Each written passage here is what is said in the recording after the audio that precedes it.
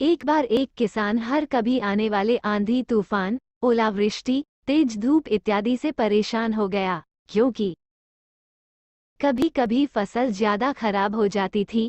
इसलिए वह परेशान होकर ईश्वर से शिकायत करने लगा। किसान बोला, आप ईश्वर तो है, लेकिन फसल को कब क्या चाहिए इसकी जानकारी नहीं है।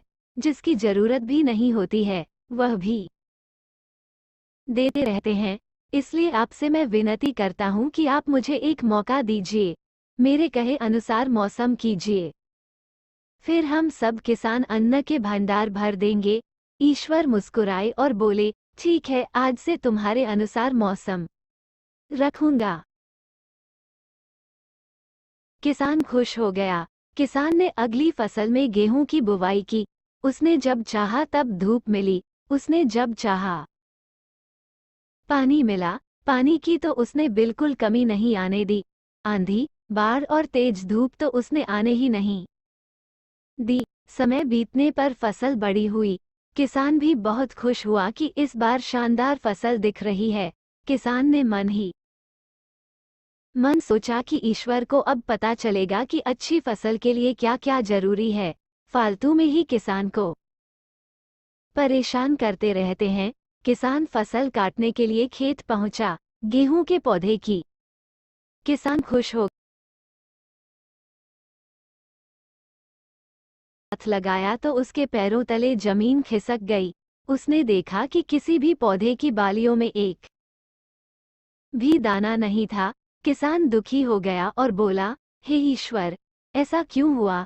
क्योंकि मैंने तो सब कुछ सही किया और सही समय पर किया। इस पर ईश्वर बोले, हे प्रिय किसान, ऐसा तो होना ही था, क्योंकि तुमने इन पौधों को बिल्कुल भी संघर्ष नहीं करने दिया।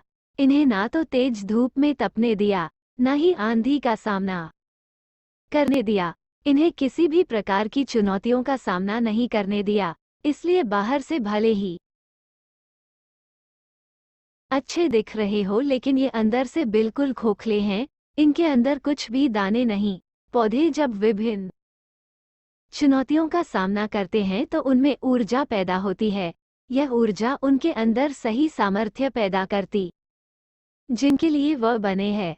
दोस्तों, ठीक इसी प्रकार जब तक इंसान संघर्ष से नहीं गुजरता है, वो आदमी खोखला रह जाता है। जीवन की चुनौतियां ही उसके लिए उन्नति के नए रास्ते खोल देती हैं और आदमी को मजबूत और प्रतिभाशाली बनाती है। इसलिए आपके भी जीवन में मुसीबतें या चुनौतियां आए तो घबराना मत। यह आपको बिखेरने के लिए नहीं,